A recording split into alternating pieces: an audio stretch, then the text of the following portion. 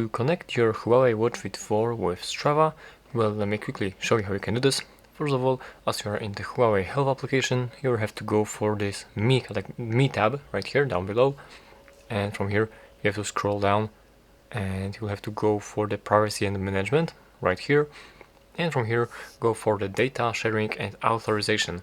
Let's tap on this one, and here you can find the Strava application, so tap on it and connect with Strava. Press this button right here to link it, and you'll be directed forwarded into the Chrome application, and you'll have to log in to Strava with the same account that you are using on Strava, as you can see. So I will log in with the Google account in my case. Let's tap on this one, and from here press authorize button, and yeah, as you can see, now we have been successfully linked this Strava application with our device. So that's how you can do this.